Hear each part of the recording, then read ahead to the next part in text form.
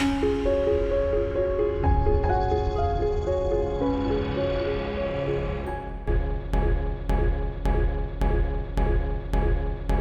community is now wounded and hurting following the brutal murder of two teenage cousins whose bodies were discovered on Sunday at Cotton Tree, West Coast, Berbice.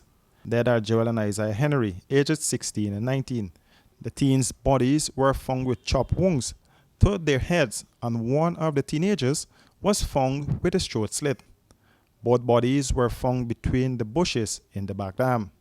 It's unclear what triggered the incident, but the bodies were found at back of a coconut farm.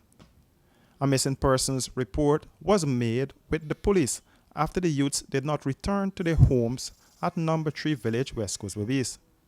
After the report was made, residents formed themselves into groups and started a search for the youths. It was during that search that the gruesome discovery was made. After we decided to walk over 3 miles, after we finish walking, we go over to the other side of the big, open out big bush. And something just gave me momentum and intention that something about here to see it happen. And I was praying all the time I was walking. And I keep on walking, I walk into the first guy, oh God. First thing I could see was, you know, on the back like this, eh? Just over here, so. The old throat pipe here, how much inch you got to take it all and push in his stomach. All the chop is so cruel. When the police come after, and the police, we didn't see his head, they got a chop on his head, giving you that it's an X, a big X. Chop in the head, chop in the whole body here, nothing didn't happen.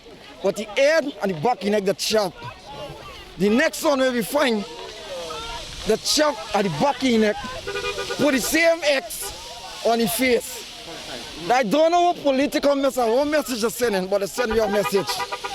And it was unfair to two young men. And every two young Indian man went into a black village like this, and black people go and see them, they would never ever do something like this. We searched the whole area in the back dam, where the boys end up in the thing. We find the coconut bag, as the people that say the coconut bag, and the slippers. We find an area where they had a scraffle, like the boys are trying to escape and people circle them. We find an area like that.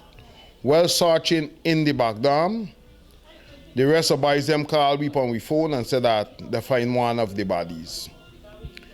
We end up and go over where the bodies in the bush.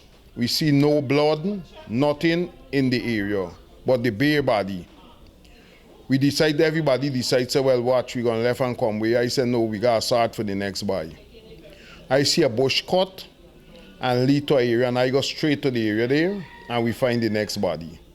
With the next body, he back break, he neck break, he forcing into the woods. And we left and we come out, and the police take it from there.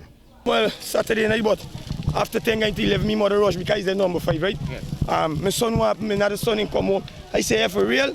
I say, man, he wasn't there some way. He come in the morning or late, more late in the night, right? I say, right, man, yesterday morning, all day, when I come here, like the man find in again, so I go in the back dam and they had a long by. When I come out back, nobody will find me. We had about 70 body behind the searching too.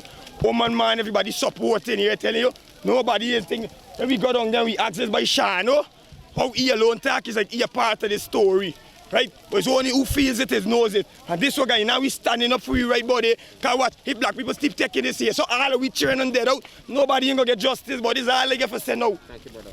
This development angered residents who began to protest, calling for justice.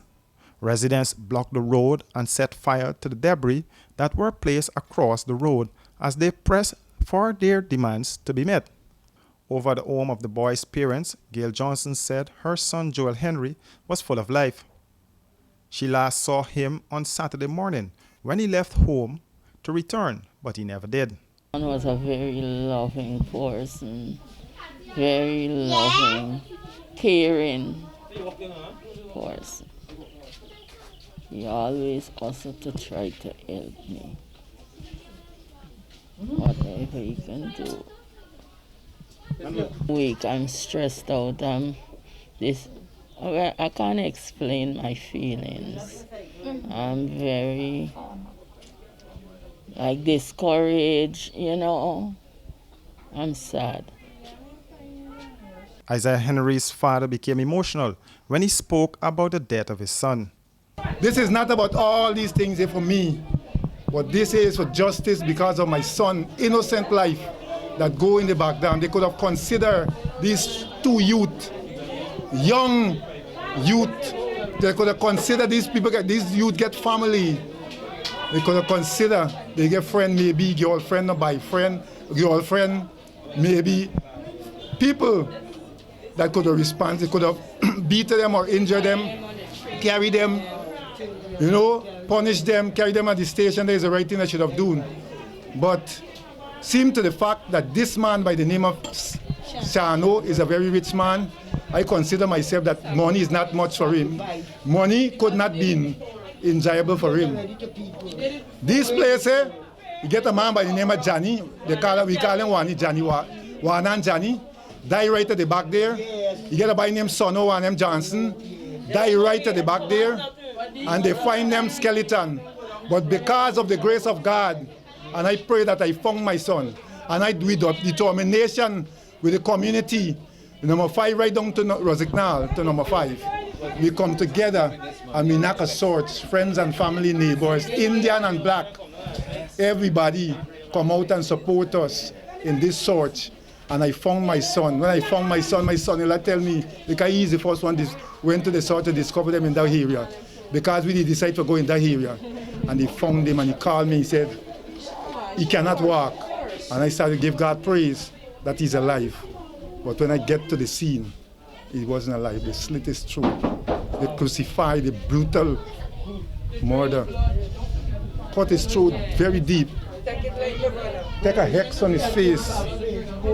Chop his 6 chop. Plus he get the X there across the eye on his face here. One of his eye was open. While residents vent their dissatisfaction with the murder of the 2 teenagers, Commander of Division 5, Edmund Cooper, said the police are doing everything within their power to bring the suspects to justice. Situation like these, we have to handle it with tact, a lot of tolerance, and ensure that your leadership qualities is being exposed to the maximum. The Police Major Crimes Unit from the city has moved into the area to take control of the investigation, and they were greeted with protests.